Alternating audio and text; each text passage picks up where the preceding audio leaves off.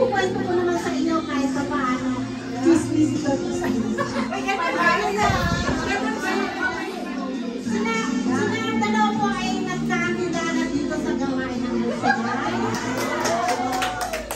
For the year of 1998 to between 1998 and 1999. Una po si Sister Mayan ay nasa FF for the maintenance.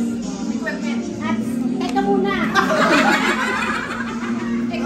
At si Brother Rene ay nasa equipment. Then after that, na-transfer Sister Mayet sa equipment.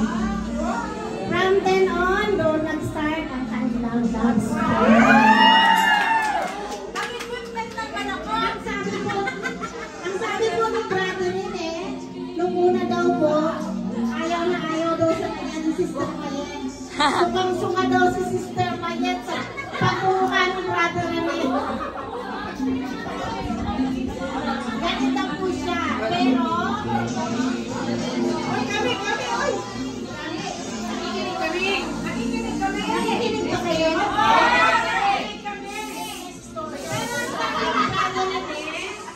Unti-unti daw niya. Ninigawan na.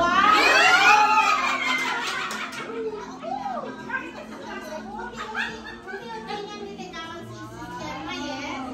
Hanggang sa unti-unti din nahulog ang loob. At yun po ang umpisa na ng kanilang pagmamahalan. Doon po nabuo ang Mr. and Mrs. Pasamante. God bless you po. Naway mahabang anniversary. Thank you. Habaan mo pa.